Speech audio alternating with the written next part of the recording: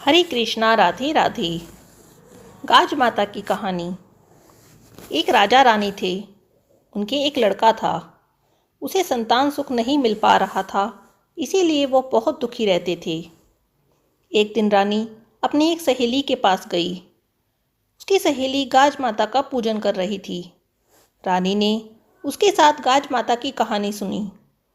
वहीं पर उसने संकल्प किया कि यदि मेरे बेटे के यहाँ लड़का होगा तो मैं 1.25 सेर का रोट करूँगी। गाज माता की कृपा हुई और रानी के बेटे के यहाँ बेटा हुआ। लेकिन रानी ने रोट नहीं चढ़ाया। कहने लगी, अभी नहीं करूँगी, जब पोते की शादी होगी तब करूँगी। पोते की शादी हुई, लेकिन रानी ने फिर भी गाज माता का व्रत नहीं किया। कहने लगी, जब इसके बच्चे होंगे तब रोट चढ़ाऊँगी।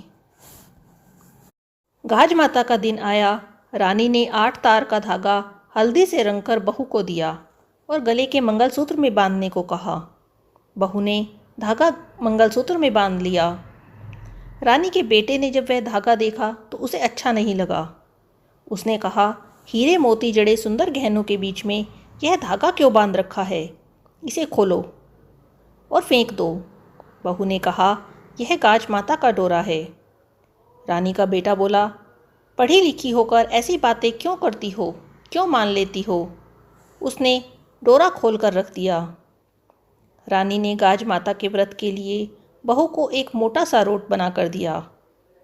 रानी के बेटे ने अपनी पत्नी को मोटा रोट खाते देखा तो कहने लगा, यह रोट मत खाओ, बच्चा छोटा है, तुम्हारा दूध पीता है, उसका पेट दुखने लगेगा। बहू ने वह रोट नहीं खाया और नौकरानी को दे दिया। यह सब देखकर गाज माता को गुस्सा आ गया। उसी समय आंधी तूफान चलने लगे, बादल गरजने लगे। गाज माता गाजती घोड़ती आई और पालने सहित बच्चे को उठाकर ले गई और एक भिलनी के आंगन में रख दिया। भिलनी के कोई संतान नहीं थी। बच्चा देखकर वह बहुत खुश हो गई। उधर महल में बच्चा खो जाने से हाहाकार मच गया। रानी सोचने लगी, रोट नहीं चढ़ाया था, इसीलिए बच्चा खो गया। बहू सोचने लगी, मैंने डोरा खोल दिया था और रोट नहीं खाया, इसीलिए यह सब हुआ। दोनों ही गाज माता से प्रार्थना करने लगी। रानी ने तुरंत ही गाज माता की पूजा की और 1.25 मन का रोट बनवाकर चढ़वाया। भिलनी के मन में विचार आया कि जिसका यह बच्चा है वह दुखी हो रहा होगा। बच्चे को लेकर महल की तरफ आई तो उसे पता लगा, अरे यह तो रानी का पोता है। बच्चा ले जाकर रानी को दे दिया और कहने लगी, यह बच्चा तूफान में पालने सहित मेरे आंगन में आ गया था।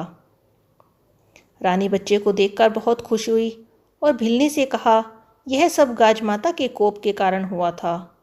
उन्हीं के आशीर्वाद से अब हमें यह वापस मिल गया है।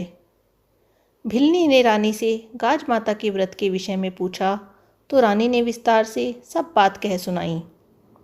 भिलनी कहने लगी, यदि मेरे पुत्र हुआ तो मैं भी 1.25 पाव का रोट बनाकर गाज माता को चढ़ाऊंगी। गाज माता की कृपा से कुछ दिन बाद भिलनी के यहाँ भी पुत्र पैदा हुआ।